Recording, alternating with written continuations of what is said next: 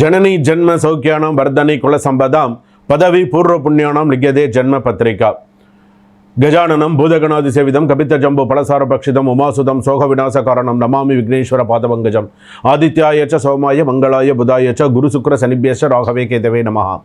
உலகெங்கும் வாழக்கூடிய நெக்ஸ்ட்ஜென் நேயர்கள் அனைவருக்கும் வணக்கம். நான் உங்கள் டாக்டர் வி ராஜ்குமார் சிவாச்சாரியார் பேசுகிறேன். இந்த வார ராசி பலன்கள் நம்ம பார்க்க போகிறோம். திங்கட்கிழமையிலிருந்து ஞாயிற்றுக்கிழமை வரை அன்றாடம் நாம் சந்திக்கக்கூடிய சில விஷயங்கள்லாம் இருக்குது. இந்த வார ராசி பலன்கள் என்பது ரொம்ப மிக முக்கியமானது. நம்ம இந்த வாரத்தில் நடக்கக்கூடிய நம்மளுடைய உத்தியோகம், நம்மளுடைய சில விஷயங்கள்லாம் நமக்கு எப்படி இருக்கும், கொடுக்கல் வாங்கல் விஷயங்களாக இருக்கட்டும், ஒரு சொத்து பரிமாற்றமாக இருக்கட்டும், ஏதாவது ஒரு நல்ல விஷயங்களாக இருந்தாலும் சரி, ஒரு கெடுதலான விஷயங்களாக இருந்தாலும் சரி, 12 ராசிகளுக்கு எப்படி இருக்குது அப்படிங்கிறத நம்ம சில விஷயங்கள்லாம் ஹைலைட் பண்ணி சொல்லலாம் அப்படின்னு இருக்கேன். ஸோ யார் யாரெல்லாம் எந்தெந்த ராசிக்காரர்கள் மிகவும் கவனமாக இருக்க வேண்டும், எந்தெந்த ராசிக்காரர்களுக்கு சில பிரச்சனைகள், தேவையில்லாத வீண் பழி பிரச்சனைகள்லாம் வரப்போகிறது, இந்த வாரத்திற்கான சில முக்கியமான விஷயங்கள்லாம் என்னென்ன, யார் யாருக்கெல்லாம் சில பிரிவினைகள் ஏற்பட போகிறது அப்படிங்கிறத நம்ம பார்க்க போகிறோம். சில விஷயங்கள்லாம் வந்து பார்த்தீங்க அப்படின்னு சொன்னால் லாட் ஆஃப் மிஸ் அண்டர்ஸ்டாண்டிங்ஸ்ன்னு சொல்லுவாங்க. சில விஷயங்கள்லாம் நமக்கு எப்படி இருக்குது, என்னென்ன நம்ம பண்ணணும் பண்ணக்கூடாது அப்படிங்கிற மாதிரியான சில விஷயங்கள் இந்த வாரத்திற்கான என்ன பரிகாரம் பண்ணிட்டா அதிலிருந்து நம்ம ஓரளவுக்கு கொஞ்சம் நம்ம தற்காத்துக்க முடியும் அப்படிங்கிறத நம்ம பார்க்க போகிறோம். வாங்க வீடியோக்குள்ளே போகலாம். கடைசி வரைக்கும் வீடியோ ஸ்கிப் பண்ணாமல் பாருங்கள். அப்போ தான் 12 ராசிகளுக்கான சொல்லியிருக்கக்கூடிய எல்லா விஷயங்களும் உங்களுக்கு தெரிந்து கொள்ள முடியும். கும்பராசி நேயர்களே, இந்த வாரம் நீங்கள் எடுக்கக்கூடிய சில முயற்சிகள் சக்ஸஸ் ஆகிறதுக்கான வாய்ப்புகள் சிறப்பாக இருக்கும். வேகமான முன்னேற்றம் இருக்கும். இந்த வாரத்தில் சில விஷயங்கள் வேகமான நல்ல முன்னேற்றங்கள் இருக்கும். எதிரிகள் ஒதுங்குவார்கள். ஏதாவது ஒரு இன்ஃப்ளூயன்ஸ் பயன்படுத்தி ஏதாவது ஒரு நல்ல விஷயங்கள்லாம் நடக்கும். எதுவும் நடக்காமல் இருக்காது, சில விஷயங்கள் நடக்கும். என்னென்ன, சில மன அழுத்தம் காரணமாக உங்களுடைய எனர்ஜி குறையும். நல்ல சுறுசுறுப்பாக வந்துட்டு இருக்கும்போது திடீர்னு டவுன் ஆகிறது கேள்விப்பட்டிருக்கீங்களா? அந்த மாதிரி ஏதாவது ஒரு டவுன் வரும். ஸோ கொஞ்சம் கவனமாக சில விஷயங்கள் பார்த்துக்கோங்க. இந்த வாரத்தில் நீங்கள் எடுத்துட்டிங்கன்னா கெரியர் க்ரோத் நல்லா இருக்கும். மணி இன்ஃப்ளோ ஓரளவுக்கு நல்லா இருக்கும். அதே போல் நியூ கனெக்ஷன்ஸ், புதிய நண்பர்கள், புதிய சில விஷயங்கள், இதெல்லாம் நல்லா இருக்கும். ஃபேமிலி சப்போர்ட்ஸ் இருக்கும்.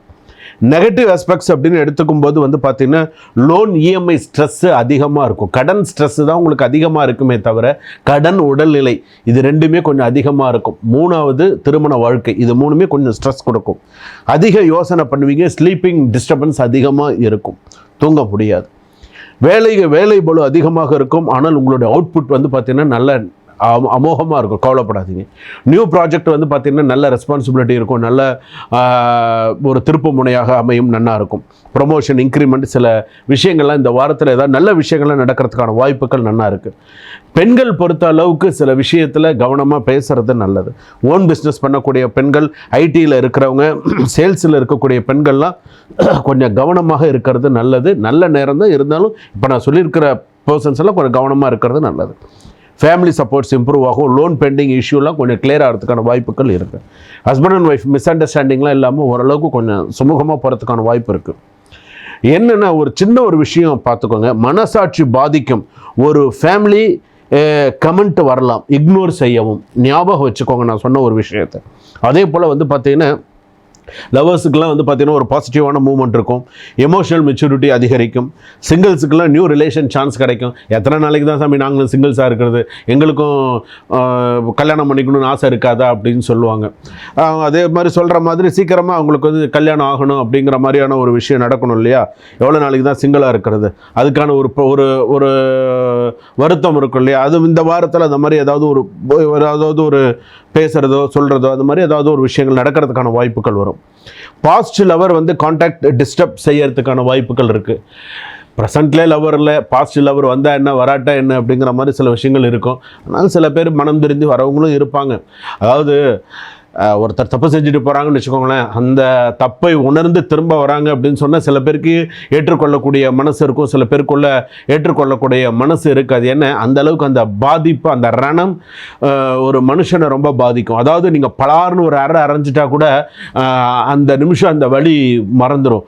ஆனால் வலி, அந்த ரணம் அப்படிங்கிறது உங்களுடைய சொல்லால் சொல்லக்கூடிய ஒரு வார்த்தை. அந்த ரணம் என்றைக்குமே அது மாறாது. இன்னைக்கு இல்லை, அவன் கட்டையில் போகிற வரைக்கும் சொல்லுவோம், நீ அன்னைக்கு அப்படி செஞ்சவன் தானடா நீனு, இன்னைக்கு மட்டும் யோக்கியமாக பேசுகிற அப்படின்னு சொல்லி பேசுவான். கண்டிப்பாக உண்டு, நடக்கும்.